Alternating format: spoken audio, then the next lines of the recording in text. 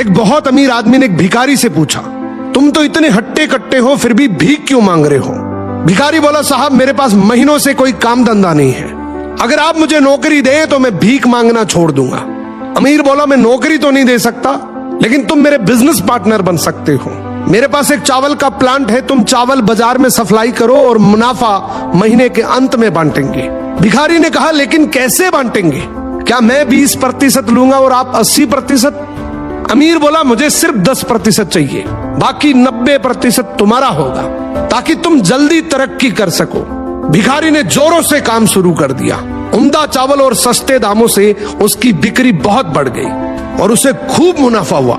लेकिन जब मुनाफा बांटने का समय आया तो भिखारी ने सोचा, सारी मेहनत तो मैंने की है, तो अब अमीर आदमी को 10% क्यों दूं? अगले दिन अमीर आदमी आया और जब हिस्सा मांगा तो भिखारी ने बहाना करते हुए कहा कि साहब मुझे तो बहुत नुकसान हुआ है, मुझे जितना मुनाफा हुआ है उतना तो कर चुकाना है, तो इस हिसाब से मुझे कोई मुनाफा नहीं हुआ, तो आप इसके हकदार नहीं हैं। अमीर आदमी ने कुछ नहीं बोला और वहां से चला गया। भिखारी बड़ा खुश हुआ, सोचा सारा प्रॉफिट मेरा हो गया। अब भिखारी उन पैसे से रोज मौज करे। ऐसे करते करते उसके पास से सारे पैसे खत्म हो गए। अब पैसे भी नहीं है और काम धंधा भी नहीं है, तो मजबूरन उसको फिर से भीख मांगना शुरू करना पड़ा। एक दिन वो अमीर आदमी उसके पास से गुजरा और उसको देखा, क्या ये तो फिर से भीख मांगने लग गया।